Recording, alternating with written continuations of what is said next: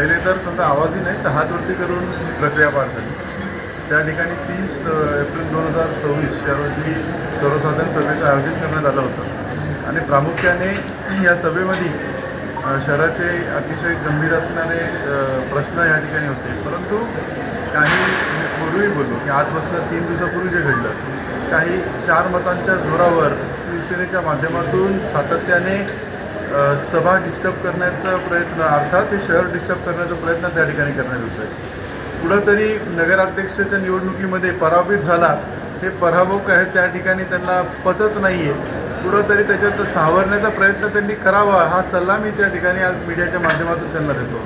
कारण की तुमच्या ह्या बालिशपणामुळे अख्खं शहर त्या ठिकाणी वेठीस धरलं जात आहे आणि कुठंतरी कृपया करून हे त्या ठिकाणी बंद करा. पराभव झाला, ज्या गोष्टी निवडणुकीच्या होत्या झाल्या, परंतु कुठंतरी या शहराकरता एकत्रित या, या शहरांच्या प्रश्नाकरता एकत्रित या. राहिला विषय चौघांच्या मतांवर, ज्या 4 जणांच्या मतांवर या ठिकाणी अंबरनाथ शहराला डिस्टर्ब केलं जात आहे. मी तुम्हाला या चॅनलच्या माध्यमातून आज शब्द देतो की ह्या 4 लोकांच्या वरती कायदेशीर कारवाई त्या ठिकाणी होत आहे. लवकरच त्या ठिकाणी आपल्याला दूध का दूध पाणी का पाणी त्या ठिकाणी सिद्ध होईल, माहिती पडेल. आणि ज्या 4 मतांच्या जोरावर आज त्या ठिकाणी ह्या शहराला डिस्टर्ब करण्यात येतो, ह्या नागरिकांचा छळ त्या ठिकाणी केला जातोय. नागरिक त्या ठिकाणी त्याला याकरता माफ करणार नाही. आणि आपण देखील पाहू शकता की हे एकदा नाही तर हे गेल्या सातत्याने 3ऱ्यांदा हे त्या ठिकाणी झाले. म्हणजे आम्हाला हे त्या ठिकाणी प्रश्न पडला आहे की यांचे जे आका आहेत, यांनी निवडून दिलेले यांचे जे समजा खासदार साहेब असतील किंवा आमदार साहेब असतील, यांचं काम तर आम्ही सुद्धा त्या ठिकाणी केलं आहे. परंतु एवढा राग हे शिवसेनेच्या नगरसेवकांच्या माध्यमातून का इकडे या ठिकाणी रोष व्यक्त केला जातोय. नगरपालिकेच्या निवडणुकीमध्ये नगराध्यक्षाच्या निवडणुकीत तुमचा अपयश झाला, ते त्या ठिकाणी तुम्ही का त्या ठिकाणी स्वीकारत नाही आहेत. परंतु ते स्वीकारण्याचं सोडून त्या ठिकाणी शहराचे हाल करायचं काम हे त्या ठिकाणी या शिवसेनेच्या आणि राष्ट्रवादीच्या 4 नगरसेवकांच्या माध्यमातून होतं. बहुमताचा अंडर ॲडव्हान्टेज उचलला जातो असं आपलं म्हणणं आहे का शिवसेनेच्या लक्षात घ्या, हे ॲडव्हान्टेज जर का चांगल्या गोष्टीसाठी होत असेल तर खूप आम्ही त्याचं स्वागत केलं असतं. परंतु स्वतःच्या बालहट्ट आणि स्वार्थाकरता किंवा कुठंतरी नगर अध्यक्ष त्या ठिकाणी आपला आला नाही म्हणून हे शहर डिस्टर्ब करण्याचा प्रयत्न, हे सभागृह डिस्टर्ब करण्याचा प्रयत्न येतोय. मग याला त्या ठिकाणी काळामध्ये हे नियंत्रित त्यांना खूप मोठा झटका त्या ठिकाणी देऊन त्यांना डिस्टर्ब करणार आहे. आज जी तहकूब झालेली सभा आहे ती पुन्हा आता नगराध्यक्षांच्या परवानगीने कधी लागणार, असं काही त्याच्या बाबतीतचं काही प्रयोजन वगैरे आहे का? नाही, अजून चर्चा, तो निर्णय नगराध्यक्ष मॅडमचा आणि मुख्याधिकारी साहेबांचा तो निर्णय निश्चित ते त्या ठिकाणी निर्णय देतील. तर हा आमच्या सर्वांनाच तो लागू होईल.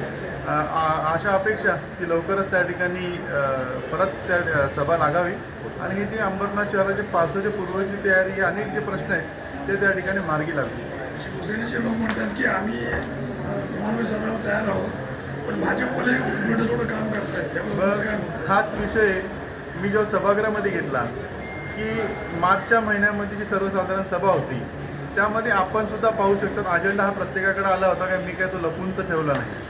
प्रत्येक नगरसेवकाचे समान कामं त्या ठिकाणी घेतले होते, प्रत्येकाला समान हक्क त्या ठिकाणी दिला होता.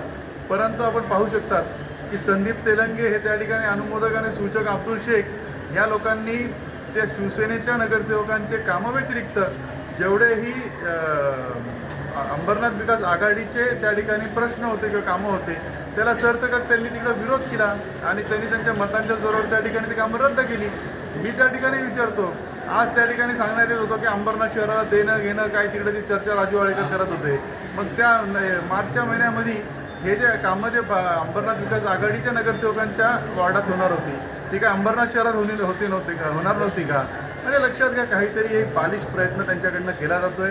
कुठंतरी नगराध्यक्षाच्या निवडणुकीत त्यांचा पराभव झाला हे त्या ठिकाणी ते पचत नाही आहे आणि त्याच्यात रोष करत काही ना काही नगरपालिकेला किंवा या शहराला डिस्टर्ब करण्याचं काम करतात. शिवसेना नगरसेवकांच्या माध्यमातून देखील आरोप करण्यात आला की आपण ते सभागृह चालू असताना आपण त्यांची शूटिंग करत होतात आणि त्यांचं म्हणजे त्या बाबतीत त्यांनी निषेध व्यक्त केलेले आहेत. आपण त्या बाबतीत कसं काय? आपण लक्षात घ्या, मी तेव्हा देखील मागणी केली, नगराध्यक्ष मॅडमला सांगितलं सुद्धा की बाबा माझा फोन घ्या, तुम्ही चेक करा, कोणत्याच प्रकारची शूटिंग किंवा फोटो त्यात नाही. त्यात नगरपालिकेच्या माध्यमातून देखील व्हिडिओ शूटिंग होते आणि हे ते मी नाही तर कोणी त्या ठिकाणी करू शकतो. त्यात आणखीन पुढं वरती पत्रकार बांधवांसाठी एक वेगळा कोर्ट वरती बनवला आहे, तिकडून व्हिडिओ शूटिंग होते.